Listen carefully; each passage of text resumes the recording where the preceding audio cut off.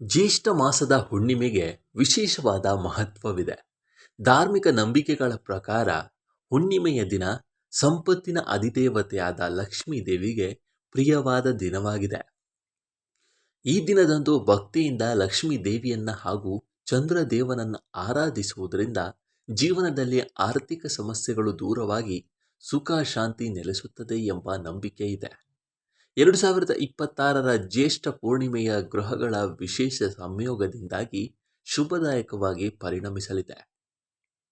ಈ ಪವಿತ್ರ ದಿನದಂದು ನಿರ್ಮಾಣವಾಗುವ ಶುಭ ಯೋಗಗಳ ಪ್ರಭಾವದಿಂದವಾಗಿ ಮುಖ್ಯವಾಗಿ 4 ರಾಶಿಯವರ ಮೇಲೆ ಲಕ್ಷ್ಮೀ ದೇವಿಯ ಕೃಪಾ ಕಟಾಕ್ಷ ಬೀಳಲಿದ್ದು ಅವರಿಗೆ ಅಪಾರವಾದ ಧನಲಾಭವಾಗುವ ಯೋಗವಿದೆ.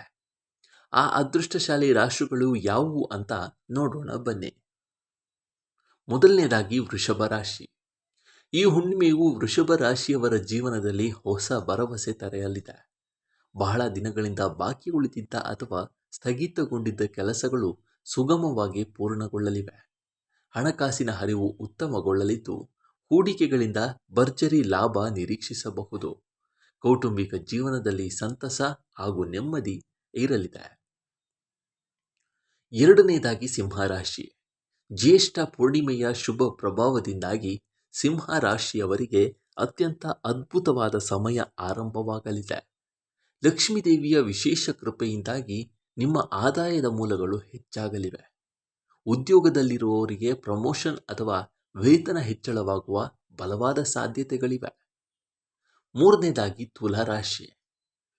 ತುಲಾರಾಶಿಯವರಿಗೆ ಜ್ಯೇಷ್ಠ ಪೂರ್ಣಿಮೆಯು ಹೊಸ ಅವಕಾಶಗಳ ಬಾಗಿಲನ್ನು ತೆರೆಯಲಿದೆ. ವೃತ್ತಿ ಜೀವನದಲ್ಲಿ ನೀವು ತೆಗೆದುಕೊಳ್ಳುವ ಪ್ರಮುಖ ನಿರ್ಧಾರಗಳು ಭವಿಷ್ಯದಲ್ಲಿ ಲಾಭದಾಯಕವಾಗಿ ಪರಿಣಮಿಸಲಿವೆ. ವಾಹನ ಅಥವಾ ಆಸ್ತಿ ಖರೀದಿಸುವ ನಿಮ್ಮ ಕನಸು ಈ ಅವಧಿಯಲ್ಲಿ ನನಸಾಗುವ ಸಾಧ್ಯತೆ ಇದೆ. ವ್ಯಾಪಾರಿಗಳಿಗೆ ಹೊಸ ಒಪ್ಪಂದಗಳು ಸಿಗಲಿದ್ದು ಆರ್ಥಿಕವಾಗಿ ಬಲಶಾಲಿಯಾಗ್ತೀರಿ.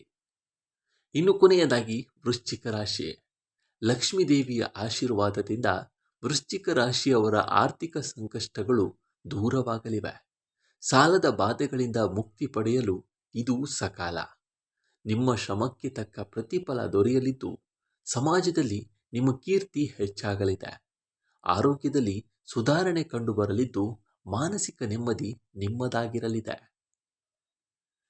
ಒಟ್ಟಾರೆ ಜ್ಯೇಷ್ಠ ಪೂರ್ಣಿಮೆಯ ದಿನದಂದು ಈ ಎಲ್ಲ ರಾಶಿಗಳಿಗೆ ಶುಭ ಫಲವಿದೆ. ಆ ದಿನದಂದು ಸ್ನಾನ, ದಾನ ಮತ್ತು ಜಪತಪಗಳಿಗೆ ವಿಶೇಷ ಮಹತ್ವವಿದೆ. ಈ ಪವಿತ್ರ ದಿನದಂದು ಬೆಳಗ್ಗೆ ಬೇಗನೆ ಎದ್ದು ಪುಣ್ಯ ನದಿಗಳಲ್ಲಿ ಅಥವಾ ಮನೆಯಲ್ಲೇ ಗಂಗಾಜಲ ಬೆರೆಸಿದ ಶುದ್ಧ ನೀರಿನಲ್ಲಿ ಸ್ನಾನ ಮಾಡುವುದು ಕೂಡ ಶ್ರೇಷ್ಠವಾಗಿದೆ.